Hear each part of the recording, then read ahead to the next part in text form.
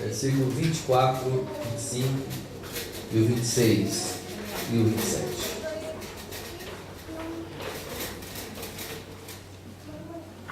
Evangelho segundo escreveu São Mateus, capítulo 7, versículo 24, 25, 26 e 27.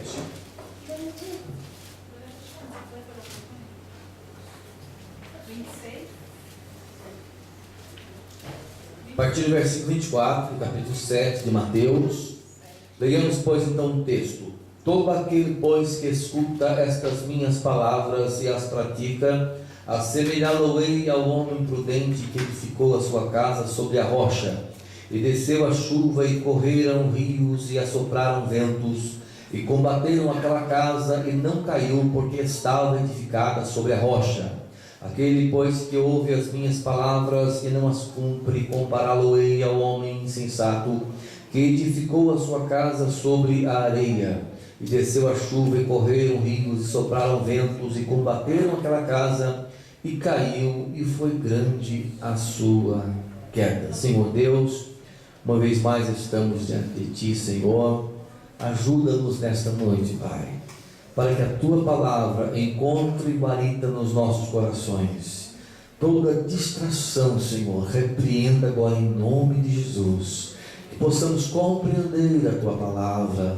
Que a Tua palavra, Senhor, possa vir no nosso coração de encontro às nossas necessidades. O Teu Espírito, diz a Tua palavra, Ele penetra todas as coisas até as profundezas de Deus. Revela-nos a Tua palavra nesta noite, Pai, no nome de Jesus. Amém. Pode tomar seu assento.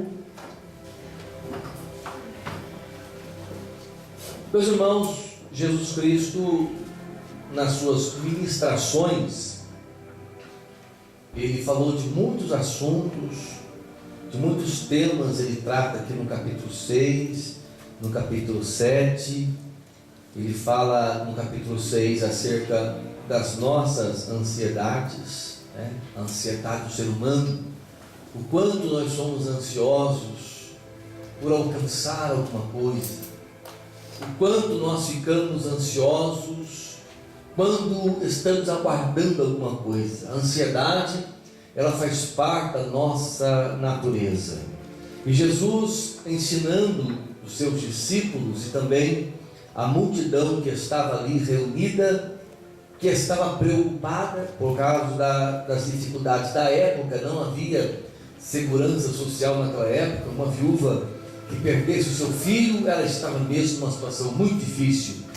Então Jesus estava ensinando, dizendo para que eles buscassem o reino de Deus, se preocupassem em buscar a Deus e a sua vontade, que as demais coisas Deus iria, em sua fidelidade, prover.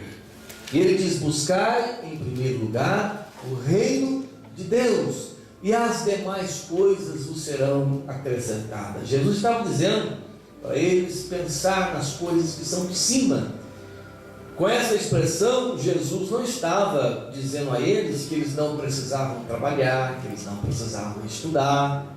Jesus estava dizendo apenas de prioridades, que a nossa busca maior, que o nosso desejo maior seja o reino de Deus. Devemos trabalhar, estudar, nos preparar para a vida. Aquilo que nós podemos fazer, temos que fazer, mas não ficar demasiadamente preocupados a ponto de esquecer-se de Deus, a ponto de deixar Deus para segundo plano. Porque quando nós colocamos Deus em primeiro plano na nossa vida, Ele vai nos honrar. Você pode dizer amém? E o capítulo 7 é interessante, que Jesus começa num tom mais agressivo, dizendo: não julgueis, para que não seja julgado.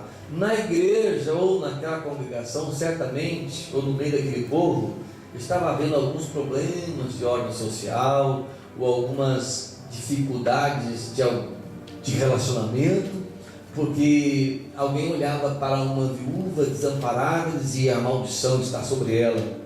Então Jesus já começou o capítulo 7, não julgueis para que não seja julgado. E ele fala de muitos temas no capítulo 7, ele fala a respeito de um pai, ele faz uma referência a bondade de Deus, o quanto Deus é bom. Diga assim: Deus é bom. Deus é bom. Ele diz assim: qual é o homem dentre vós que, tendo um filho, e o filho lhe pedir um pão, lhe dará uma pedra?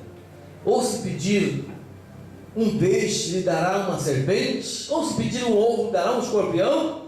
Ainda nos ensina: vós que sois maus, né? Somos maus por natureza, somos herdeiros do pecado de Adão. Vós que sois maus, sabeis dar boas coisas aos vossos filhos, quanto mais o Pai Celestial. Aleluia.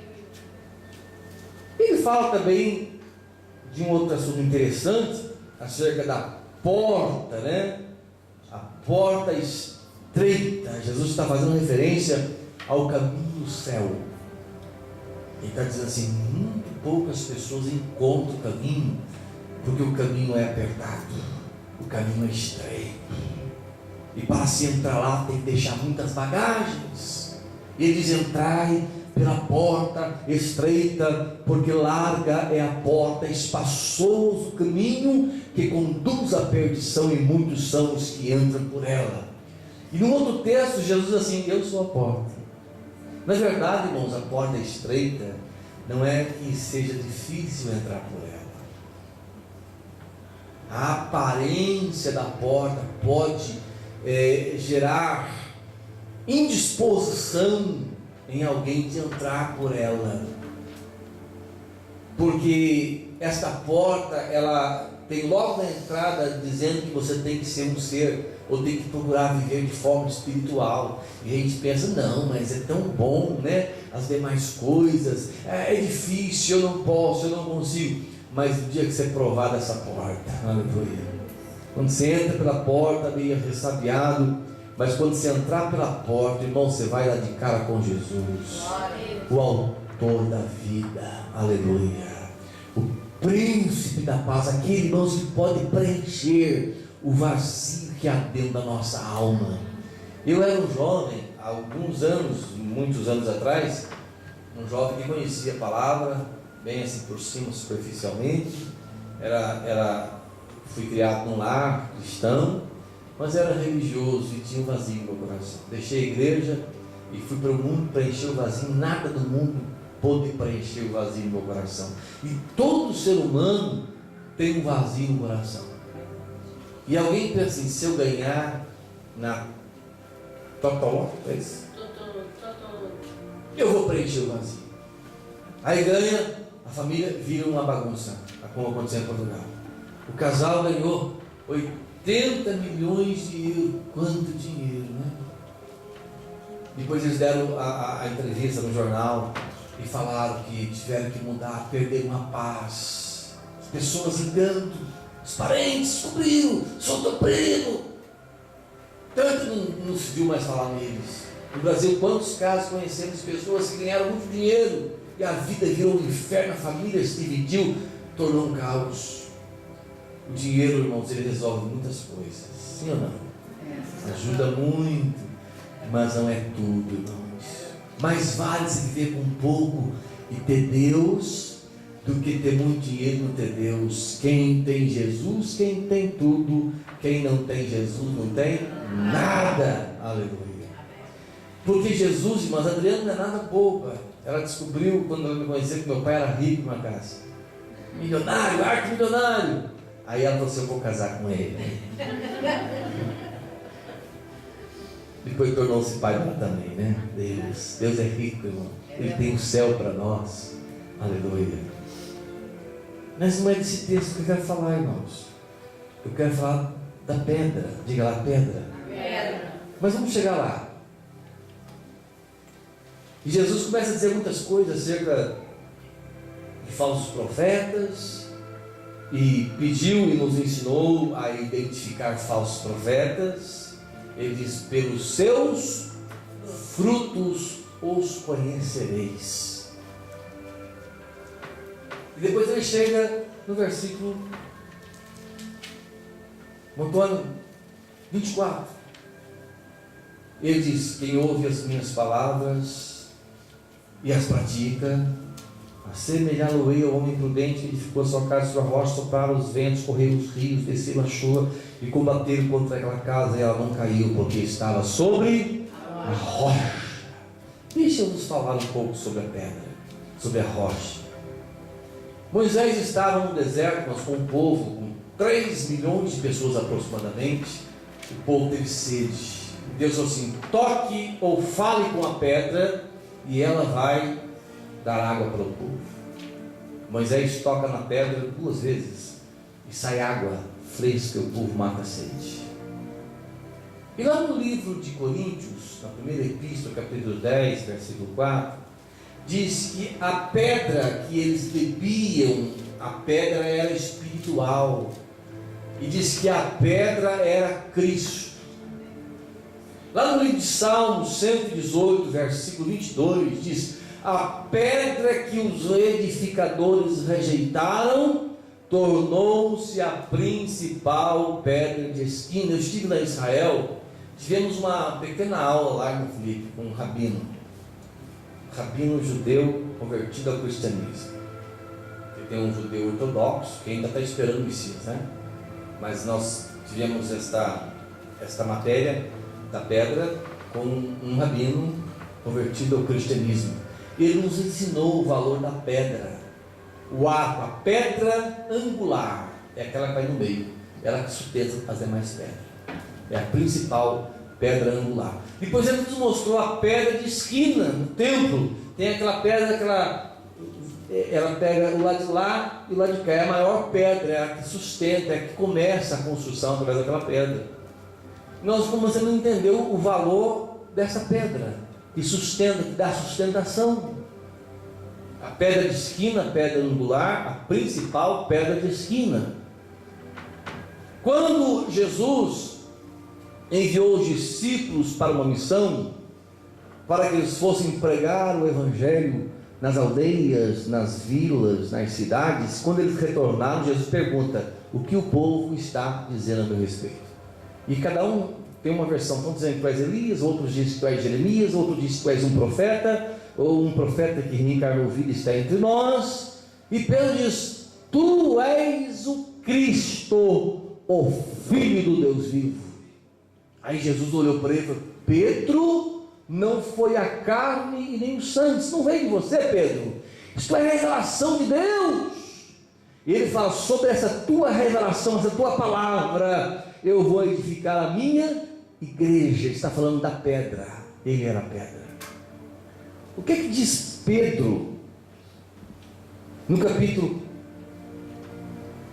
4, versículo 11 e 12, acerca de Jesus? Pedro também fazendo menção da pedra angular, ele diz, eu acho que o Marco Rabé, 1 Pedro 4, 11 e 12. 2 Pedro, capítulo, não importa, marquei errado, fugiu. Pedro diz assim, que a pedra que foi rejeitada tornou-se a principal pedra de esquina. Então vamos entender isso, irmãos. Jesus veio com a missão de salvar os judeus. Deus havia, há muitos anos atrás, escolhido um homem chamado, diga lá, Abraão. E através de Abraão deu origem então à nação de Israel. Abraão gerou Isaac, Isaac gerou Jacó, Jacó desejoso que a promessa de Deus se cumprisse na sua vida, ele lutou com o anjo, e a Bíblia diz que ele prevaleceu. O anjo diz assim: eu vou embora, deixe-me embora. Ele diz: enquanto você não me abençoar, eu não te deixarei. Aleluia. Eu sabia que há momentos na nossa vida a gente tem que fazer isso com Deus: Senhor, enquanto o Senhor não me abençoar, eu preciso dessa vitória na minha vida, eu não vou deixar de clamar ao Senhor. Foi assim que Jacó fez. E o anjo falou assim: deixa-me, não vou deixar, enquanto tu não me abençoar, eu não te deixarei. Ele disse: então qual é o teu nome? Ele disse: meu nome é Jacó. Então não chamarás mais Jacó, mas Israel, porque como homem lutou como príncipe e prevaleceu. E o nome dele foi mudado para Israel. Israel agora tem 12 filhos, e os 12 filhos encabeçam as 12 tribos de Israel, da qual vem um filho chamado Judá, que através de Judá nasceu José, pai de José. Entendeu? Tanto Maria como José eram descendentes de Davi de Judá, né? Tem a genealogia. Judá gerou quem? Esrom, Amon, Abiúde, quem mais? Gerou, tantos nomes, né? E veio aquela genealogia, chega depois em Ruth, de Obed, depois vem lá Jessé, vem Davi, Salomão, depois vem Roboão, depois vem Amon, depois vem não sei quem mais, e vai chegando em José, né? Mateus traça uma genealogia e Lucas outra, ambos vão dar em Maria e em José, embora José era o pai adotivo, né? Irmãos, interessante o texto, que nesse tempo, a mulher ficava alguns dias